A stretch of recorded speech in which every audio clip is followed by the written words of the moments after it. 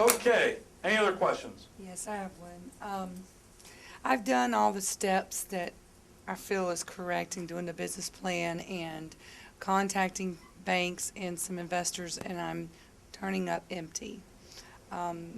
Where would I get the information to more people to contact or some more pointers, or what am I doing wrong? Well, I guess let me ask you, how many no's have you heard? Roughly. 25? 25 no's? Is that last week? Or is Yeah. that in the length of the time you've been doing this? Because if you've heard 25 no's in the length of the time you've been doing this, you're not asking enough people. Finding funding takes effort. You know, let's use an example like maybe Atlanta, Georgia. Okay? There are hundreds of thousands of people. I'm not talking hundreds or thousands. I'm talking hundreds of thousands of people in the Atlanta, Georgia metropolitan area that are wealthy. They have access to cash. You take any marketplace around America, Phoenix, Arizona, Los Angeles, Seattle, Birmingham, Milwaukee, Cleveland, New York, Boston, Philadelphia. There is money on top of money on top of money. This country is built on money. Well, so you got to hear a lot more than 25 no's. You got to hear hundreds of no's. And if you hear hundreds of no's, you're going to end up hearing a few yeses. And you only need a few yeses. But let me ask you a couple other things. When you go to present your deal, are you dressed like you currently are? Okay. Don't take this the wrong way, other than the fact I'm trying to teach you. You cannot dress the way you are and expect to have somebody give you money. Why? Not because you don't look nice. You look wonderfully nice. But you have to look conservative. How an investor thinks is an investor thinks, I don't want to lose money, but if I do, it's not the end of the world. But what I don't want is I don't want somebody running willy-nilly with my money. I want somebody who I feel is going to be a conservative business person, who's going to show up every day to work, early in the morning, do the things that have to be done to build a business. They don't want somebody that might give them the impression that I'm going to give her my money and she's going to head to Tahiti and I'm never going to see her again. Okay? So you got to think about that. The other thing is how you connect with eye contact. I notice even like right now you seem somewhat shy, and that's a wonderful trait. However, in business, what people want to know is, do you look right at me?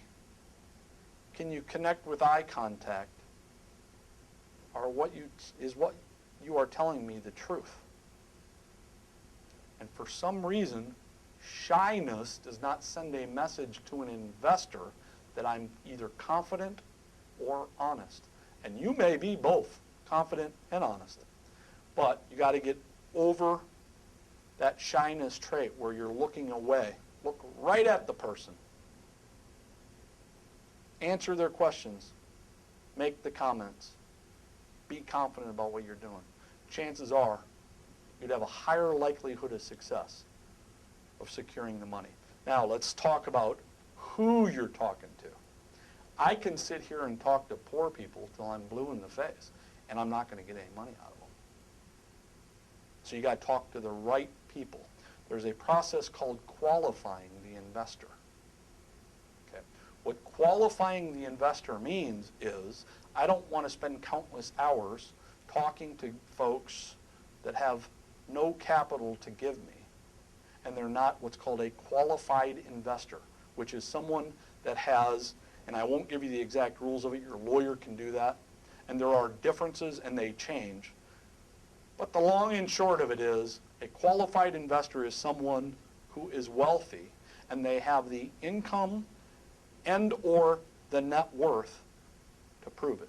Now the volume of income and the volume of net worth changes based on different political leaders and based on different time frames.